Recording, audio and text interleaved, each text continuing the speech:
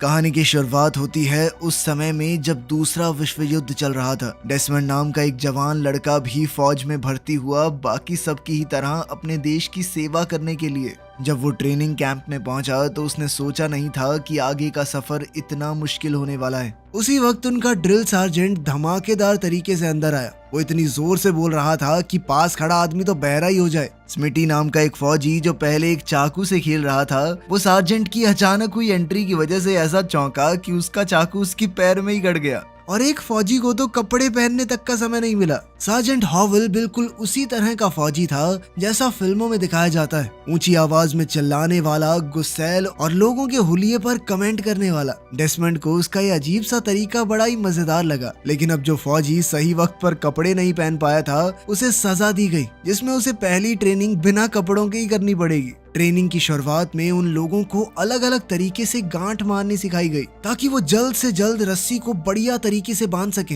बहुत जरूरत पड़ती है इस सब की। डेसमंड को इस सब में बहुत दिक्कत आ रही थी, लेकिन वो पहाड़ों में पला बड़ा था तो भागा दौड़ी और चीजों को फांदने की ट्रेनिंग में वो बड़ी ही आसानी से सबसे आगे निकल गया। अब तक उसके लिए सब कुछ बढ़िया चल रहा था, लेकिन असली दिक्कत तब शुरू हुई जब हथियार चलाने की बात आई और डेसमंड ने अपने उसूलों के चलते बंदूक को हाथ लगाने तक से मना कर दिया। ये सुनते ही सार्जेंट हॉवेल उसी वक्त डेसमंड को कैप्टन ग्लोवर के ऑफिस में ले गया। डेसमंड ने कैप्टन से कहा कि उसे बताया गया था हथियार नहीं उठाने पड़ेंगे और उसने ये भी बताया कि शनिवार को मैं काम नहीं कर सकता, उस दिन मैं भगवान का नाम लेता हूँ बस। ग्लोवर को उसकी बात पर हंसी आ गई। वो समझ गया कि डेसमंड को लड़ाई में ले जाने का कोई फायदा नहीं है जब वो उनके बेसिक रूल ही नहीं मान रहा। इसके बाद तो डेसमंड को मानसिक जांच के लिए भेज दिया गया क्योंकि कैप्टन को डेसमंड सर्विस के लिए तंदुरुस्त नहीं लगा। उधर हॉवेल सभी सैनिकों को उनकी बेइज्जती करते हुए नीचा दिखा रहा था। उसने सबको डेसमंड की बात बताई कि कैसे उसने लड़ने से इनकार कर दिया। ये भाई साहब लड़ाई में जाना चाहते हैं, लड़ना नहीं चाहते। वाह।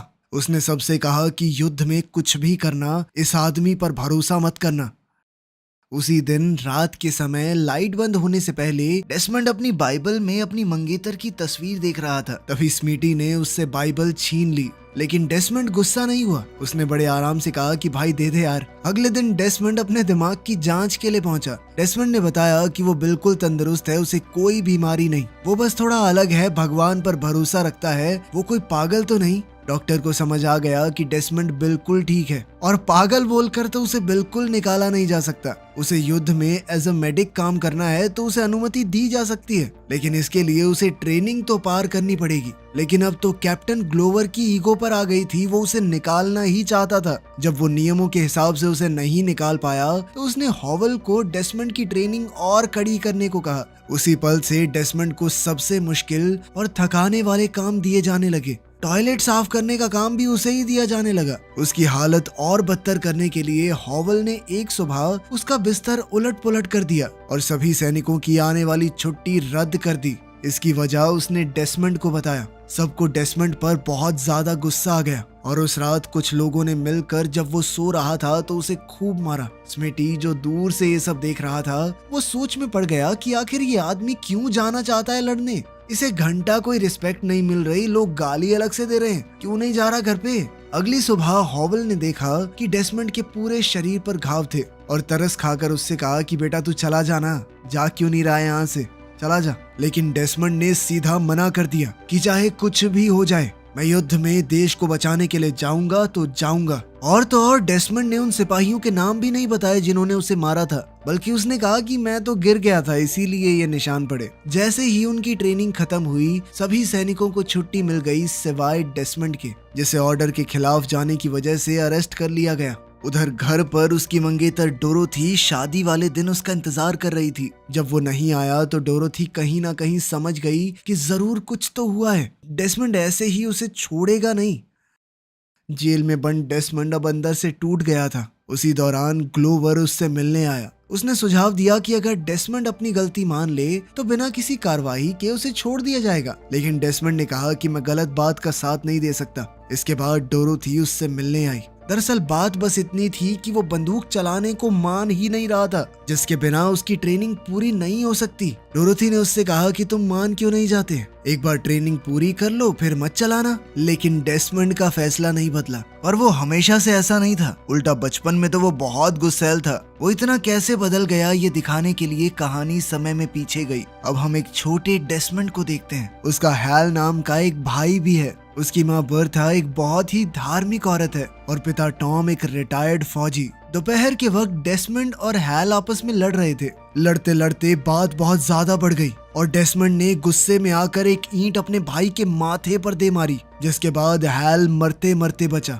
हैल तो बच गया, लेकिन इस हादसे का डेसमंड के ऊपर बहुत गहरा असर हुआ। डेसमंड को एहसास हुआ कि उसने गुस्से में आकर बहुत गलत काम किया है, और अगर उसका भाई मर जाता तो वो क्या करता। जब उसकी माँ ने उसे समझाया तो उसे और पछतावा हुआ। वो दिन और आज का दिन, वो गुस्से वाला लड़का एक बहुत ही शांत इंसान बन चुका था। आज वो चर्च में कुछ काम कर रहा था। जैसे ही डेसमंड ने देखा कि एक आदमी का एक्सीडेंट हो गया है तो वो बिना हिचकिचाए बाहर की तरफ भागा। आदमी के बहते खून को रोकने के लिए डेसमंड ने अपनी बेल्ट का इस्तेमाल किया और जल्दी से उस घायल आदमी को हॉस्पिटल ले गया। डॉक्टर ने भी अपने दिमाग का इस्तेमाल करने के लिए डेसमंड की तारीफ की, जिस वजह से आज एक जिंदगी बच गई है। डॉक्टर और नर्सेस को काम करता देख डेसमंड की एक सोई हुई इच्छा जाग गई। वो हमेशा से डॉक्टर बनना चाहता था, लोगों की मदद करना चाहता था, लेकिन कभी इसके लिए पढ़ाई करने का मौका ही नहीं मिला। उस दिन डेसमंड को डोरोथी नाम की एक नर्स दिखी। वो डोरोथी को देखते ही उसके प्यार में पड़ गया था। वो तो उससे बात करने का बस बहाना ढूंढ रहा था। जब उसे पता चला कि ब्लड डोनेट करने से इससे बातचीत हो सकती है तो वो उसी वक्त तैयार हो गया कि जितना मर्जी खून निकाल लो। अगले दिन डेसमंड दोबारा से अस्पताल पहुंचा डोरोथी से बात करने, और बातों बातों में डेसमंड ने उसे आखिरकार बाहर चलने के लिए पूछ ही लिया। डोरोथी को भी वो एक नेक दिल इंसान लगा तो उसने भी हाँ कह दिया। उनकी पहली डेट काफी अच्छी गई। हालांकि डेसमंड, जो अपने भाई के साथ ही पला बड़ा था, अभी भी सीख ही रहा था कि औरतों से बात कैसे की जाती है। लेकिन वापसी में सड़क पर डोरोथी थोड़ा चौंक गई जब डेसमंड ने उसे अचानक से किस कर दिया। उसने कहा कि ऐसा नहीं है, मुझे अच्छा नहीं लगा, लेकिन परमिशन तो लेनी चाहिए ना आपको। लेकिन इस अजीब से पल के बाद भी इन दोनों का रिश्ता काफी खिलने लगा। अब डोरोथी ने अपनी मेडिकल की किताबें डेसमंड को देनी शुरू की, जिससे डेसमंड ने मेडिसिन के बारे में और जानना शुरू किया। इसके कुछ दिनों बाद हैल ने घर पर बताया कि मैं फौज में भर्ती हो गया हूँ, मैंने युद्ध में जाने के लिए अपना नाम दे दिया है। उसने बात पक्की होने पर ही परिवार को बताना सही समझा, क्योंकि पहले बताने से रोक टोक हो सकती थी। उनकी माँ को तो लड़ाई शब्द से ही नफरत थी, क्योंकि वो मानती थी कि किसी की भी जान लेना भगवान के खिलाफ अपराध है। और हैल को फौज की वर्दी में देखकर टॉम की दर्दनाक यादें ताजा हो गई, क्योंकि उसने भी अपने समय पर लड़ाइयाँ लड़ी थी और उसके सारे अच्छे दोस्त जो उसके साथ पले बड़े थे उस युद्ध में मारे गए। वो लड़ाई उन सबको खा गई, जिसके बाद हैल उदास होकर बस शराब पीने लगा था। अपने बेटे के इस फैसले से नाखुश होकर टॉम ने उसे कमरे से बाहर निकाल दिया। इसके बाद डेसमंड ने अपनी माँ से कहा कि माँ, मैं भी फौज में जाऊंगा, लेकिन किसी की जान लेने नहीं, बचाने, एक डॉक्टर के तौर पर। खैर अगले दिन उसने डोरोथी को भी ये बात बताई। उसे ये बिल्कुल भी अच्छा नहीं लगा कि डेसमंड बेवजह अपनी जान खतरे में डाल रहा है, लेकिन डेसमंड ने कहा कि देश को हमारी जरूरत है, हम नहीं लड़ेंगे, कौन लड़ेगा, पर जाने से पहले मैं तुमसे शादी करना चाहता हूँ। ये बात सुनकर एक बार को तो डोरोथी चौंक गई, लेकिन फिर उसने हाँ कह दिया। शादी की तारीख पक्की हो गई, लेकिन युद्ध के लिए निकलने से पहले डेसमंड अपने पिता से मिलने गया, जो अपने उन दोस्तों की कब्रों के पास खड़े थे जिनको उन्होंने युद्ध में खो दिया। आवाज में कड़वाहट लिए टॉम ने कहा कि ये सब बेवकूफ थे, मरने मारने की बातें, देश की बातें करते थे। दरअसल टॉम नहीं चाहता था कि उसे अपने बेटों में से किसी को भी दफनाना पड़े, और खासकर उसे ये बिल्कुल नहीं लगता था कि डेसमंड इस लड़ाई से वापस आएगा, क्योंकि अपने भाई को लगभग मार देने के बाद उसने कसम खाई थी कि आज के बाद किसी को नहीं मारूंगा, किसी के ऊपर हमला नहीं करूंगा, और उसके हिसाब से इस तरह युद्ध नहीं जीता जाता। अब डेसमंड का ट्रेनिंग पे जाने का दिन आ गया। डोरोथी ने उसे एक बाइबल दी जिसके अंदर उसकी एक तस्वीर थी, उनके प्यार और भरोसे की निशानी। इसके बाद ट्रेनिंग में जो कुछ हुआ वो तो हम देख ही चुके हैं। अब डेसमंड जेल में बंद था और डोरोथी को समझ नहीं आ रहा था कि आखिर उसे कैसे छुड़ाए। जब डोरोथी को कुछ नहीं सूझा तो उसने डेसमंड के माँ बाप को फोन लगाया मदद के लिए। अगले दिन डेसमंड के पिता फोर्ट जैक्सन पहुंचे, अपनी पुरानी यूनिफॉर्म पहनकर जिसमें सारे मेडल सजे हुए थे। बिना हिचकिचाए उन्होंने अपने पुराने कमांडिंग ऑफिसर से बात करनी चाहिए जो ब्रिगेडियर बन गए थे। वहां डेसमंड का कोर्ट मार्शल शुरू हुआ और डेसमंड अपने निर्दोष होने की स्टेटमेंट पर कायम रहा। जैसे ही उसे सजा सुनाई जाने लगी तभी वहां टॉम आया जो ब्रिगेडियर से एक लेटर लिखवा कर लाया था। ये लेटर सबको याद दिलाने के लिए था कि देश के संविधान के हिसाब से कोई आदमी अगर किसी चीज में मानता है तो उसकी सोच के खिलाफ जाने वाली चीजों को तो वो मना कर सकता है। इसका हक है सभी लोगों को। ये सोचकर कि ये मुद्दा कहीं ज्यादा न उछल जाए, इस मामले को वहीं रद्द कर दिया गया और डेसमंड पर लगे आरोप हटा दिए गए। अब वो लड़ाई में एक मेडिक के तौर पर जाने के लिए पूरी तरह तैयार था, वो भी बिना कोई हथियार उठाए। इसी खुशी में अब आखिरकार डेसमंड और डोरोथी की शादी हुई और उन दोनों ने पहली रात साथ बिताई। 1945 में डेसमंड की टुकड़ी को जापान के ओकिनावा आइलैंड पर तैनात किया गया। अब वो सीधे सीधे युद्ध के मैदान में कूदने वाले थे। जैसे ही वो वहां पहुंचे, दिल दहला देने वाले नजारे सामने आए। लाशों के ढेर ऐसे हटाए जा रहे थे जैसे कचरा हूं। तब समझ आया कि वो उन सैनिकों की जगह लेने आए हैं जो पहले से मर चुके हैं। पिछले डिवीजन के बचे हुए सैनिकों को ग्लोवर की यूनिट के साथ मिला दिया गया और वहीं डेसमंड की मुलाकात 2 और मेडिक्स से हुई। वहां उन्हें पता चला हैक्सॉ रिज के बारे में। अमेरिका की फौज ने हैक्सॉ रिज पर 6 बार कब्जा करने की कोशिश कर ली थी, लेकिन हर बार जापान की सेना ने उन्हें धूल चटा दी। दुश्मन जानबूझकर मेडिक्स के ऊपर हमला करता है ताकि घायल लोगों की कोई मदद ना हो सके। इसी वजह से डेसमंड को मेडिक वाला साइन हटाना पड़ा ताकि उसके ऊपर कोई खास ध्यान न जाए। उसे अपने बचाव के लिए एक हेलमेट भी दिया गया। कुछ ही दिनों में यूनिट हैक्सॉ रिज पहुंच गई। इस जगह पर कब्जा करना बहुत जरूरी था। यहाँ कब्जा करते ही इस आइलैंड पर पूरी तरह से कब्जा हो जाएगा। अमेरिका की फौज ने जल्दी से चढ़ाई शुरू कर दी। जापानी मोर्चों को कमजोर करने के लिए दुश्मन पर भारी बमबारी की जा रही थी और युद्ध के मैदान में हर तरफ धुआं छा गया।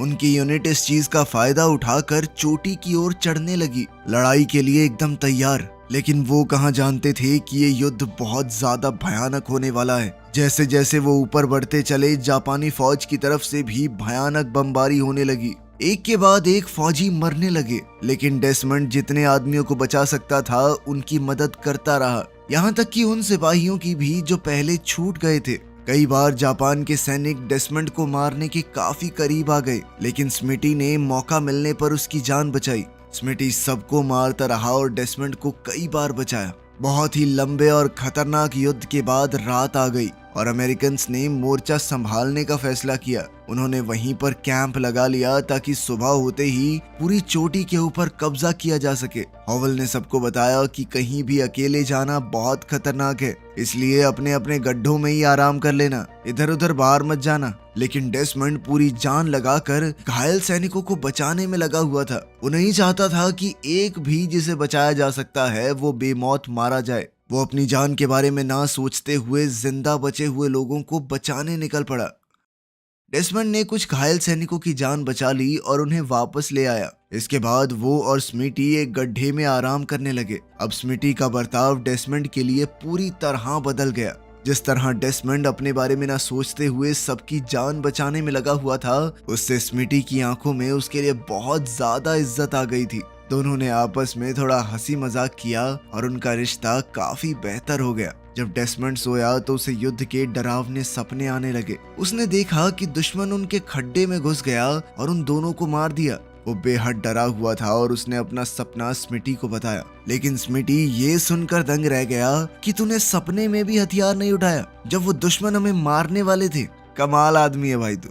अब करने को कुछ और तो था नहीं, तो डेसमंड ने उसे अपनी कहानी सुनाई। सालों तक दारू पी के उसके पिता उसकी माँ को मारते रहे और डेसमंड रोज ना चाहते हुए भी ये सब देखता। एक दिन जब हद हो गई तो डेसमंड ने टॉम का सामना किया। टॉम से उसकी बंदूक लेकर उसी पर तान दी, लेकिन उस पल उसे ताकतवर महसूस नहीं हुआ, बल्कि उसके पिता टूटकर घुटनों पर बैठ गए और बुरी तरह रोने लगे। उसके पिता की यह हालत भी तो युद्ध की वजह से ही हुई थी। उन्होंने इस बंदूक की वजह से अपने कई दोस्तों को खोया। उस दिन से मैंने कसम खा ली थी कि आज के बाद कभी हथियार नहीं उठाऊंगा। स्मिटी ने भी अपनी कहानी सुनाई।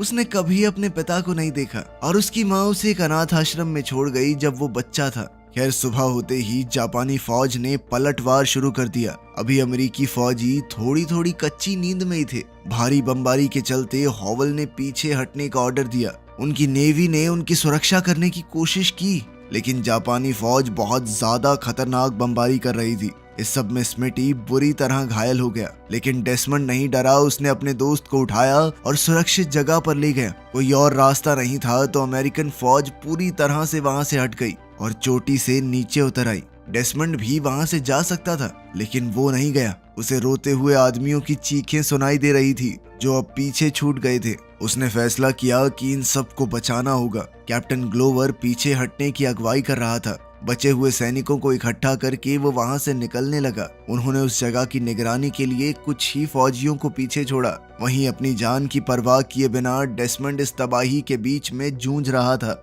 वो एक के बाद एक घायल सैनिकों को बचा रहा था। वो एक रस्सी की मदद से एक एक करके उन सबको बांधकर नीचे उतारता गया। जैसे ही ग्लोवर समझा कि डेसमंड कर क्या रहा है, उसने तोप खाने से हमला करने के आदेश दिए ताकि डेसमंड की सुरक्षा हो सके। लेकिन इस वजह से डेसमंड, ग्लोवर और बाकी बचे सैनिक दुश्मन की नजर में आ गए और अब वो पूरी तरह से देख रहे थे।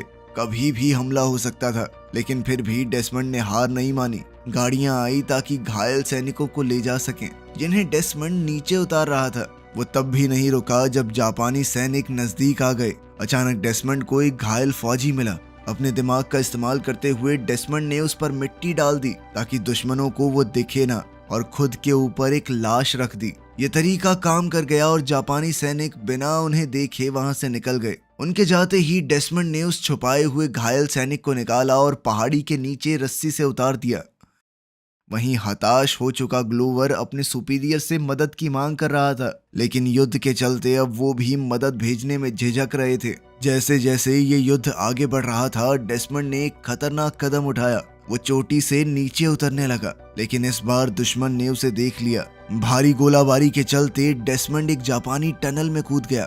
वहां उसे एक घायल जापानी फौजी मिला। इस टनल को जापानी सैनिक चुपचाप आने जाने के लिए इस्तेमाल करते थे। कुछ फौजी उस वक्त वहां से आ जा रहे थे, इसलिए डेसमंड जल्दी से छुप गया। वो पकड़ा नहीं गया, लेकिन अचानक उसे एक बुरी तरह से घायल फौजी मिला। लेकिन डेसमंड उसे दुश्मन की तरह नहीं देख रहा था। वो उसके लिए सिर्फ एक आदमी था जो दर्द में है। उसने उसे मॉर्फिन दी और उसके घाव पर पट्टियां कर दी। जब डेसमंड टनल से निकला तो बहुत रात हो चुकी थी, लेकिन अंधेरा भी उसे रोक नहीं सका। वो अभी भी एक के बाद एक फौजियों को बचा रहा था। बार बार रस्सी को पकड़कर लोगों को नीचे भेजने में उसके हाथ छिल चुके थे। अब उनसे खून बह रहा था, लेकिन फिर भी वो रुका नहीं। उसने अपने साथियों के साथ साथ बहुत से जापानी फौजियों को भी धीरे धीरे नीचे उतारा। सुबह होते ही ग्लोवर ने देखा कि बहुत से घायल सैनिकों को युद्ध मैदान से बचाकर नीचे लाया गया है। एक घायल सैनिक ने बताया कि जिस आदमी को हम लोग डरपोक कह रहे थे, उसने अकेले ये सब कुछ कर दिखाया है। तभी डेसमंड को हॉवल और एक दूसरा सैनिक मिला। वो दोनों घायल थे मगर जिंदा। हॉवल ने कहा कि मुझे बाद में लेने आना, पहले इसे बचाओ। डेसमंड ने उस दूसरे फौजी को उठाया और सुरक्षित जगह पर ले गया। जल्द ही वो दोबारा अपने सार्जेंट के लिए वापस आया, लेकिन तभी एक जापानी फौजी ने डेसमंड को देख लिया और उस पर गोली चला दी। किस्मत से वो गोली उसके हेलमेट में लगी और डेसमंड बच गया। हॉवल के पास अभी भी गोलियां मौजूद थी। अब डेसमंड जानबूझकर खुले में भागा ताकि पता तो चले कि स्नाइपर है कहां पर। और जैसे ही हॉवल को उसकी लोकेशन का पता चला, हॉवल ने बहुत ही बेहतरीन निशाना लगाकर उसे मार गिराया। मौका मिलते ही डेसमंड जल्दी से हॉवल को घसीटकर अपने खेमे की तरफ ले गया, लेकिन तभी दुश्मन ने उन्हें देख लिया और गोलीबारी होने लगी। हॉवल पीछे देखता हुआ गोलियां चलाता रहा और डेसमंड उसे धीरे धीरे दूर ले जाने लगा। जैसे ही चोटी से उतरने के लिए ये दोनों रस्सी से कूदे, जापानी सिपाही ऊपर से उन्हें गोलियां मारने लगे, लेकिन नीचे खड़े अमेरिकन सिपाहियों ने मोर्चा संभाला और उन्हें मार गिराया। अब डेसमंड ऊपर से सभी जिंदा बचे लोगों को नीचे ला चुका था। नीचे आकर डेसमंड को सबकी नजरों और दिल में अपने लिए इज्जत नजर आई। वो न जाने कितने समय से ये सब कर रहा था। वो बेहद कमजोर हो चुका था, तो उसे मेडिकल रूम ले जाया गया। वहां जाकर पता चला कि दूसरा मेडिक नहीं बच पाया। इस सब के बाद ग्लोवर डेसमंड के पास आया। और कहा कि भाई तू महान है, मैंने तेरे साथ जो बुरा बर्ताव किया उसके लिए माफ कर दे यार। उसने कहा कि डेसमंड ने जो कुछ भी अपने देश के लिए किया वो कोई और नहीं कर सकता। ग्लोवर ने यह भी कहा कि अब हम कल जाएंगे रिज के ऊपर, लेकिन कल शनिवार है, तेरी प्रार्थना का दिन, तो अगर तू कल ऊपर नहीं जाना चाहता तो कोई बात नहीं। लेकिन डेसमंड ने कहा कि मैं जाऊंगा। हमले से पहले अब पूरी यूनिट ने उसकी प्रार्थना खत्म होने का इंतजार किया कि कुछ भी हो जाए डेसमंड के बिना थोड़ी ऊपर जाएंगे। इस बार अमेरिकन ने जापानी फौजियों पर अचानक हमला किया जिसके लिए वो तैयार नहीं थे। साथ ही अमेरिकन के पास पीछे से मदद आ चुकी थी और डेसमंड की बताई हुई टनल भी मिल गई, इसलिए दुश्मन को हराना काफी आसान हो गया। बीच में कुछ जापानी सैनिकों ने एक जाल बिछाया। वो सफेद झंडा लहराते हुए आगे आने लगे, मानो हार मान ली हो। लेकिन ये एक चाल थी। बहुत करीब आकर उन्होंने ग्रेनेड फेंकने शुरू कर दिए। अपने लोगों का बचाव करने के लिए ग्रेनेड को डेसमंड ने दूर फेंका, लेकिन वो पहले ही फट गया, जिससे डेसमंड घायल हो गया। सैनिकों ने उसे स्ट्रेचर पर उठाया और वहां से बाहर निकालने की कोशिश की। जाते हुए डेसमंड के पास से बाइबल नीचे गिर गई, जिसे रुककर वापस से उठाया गया।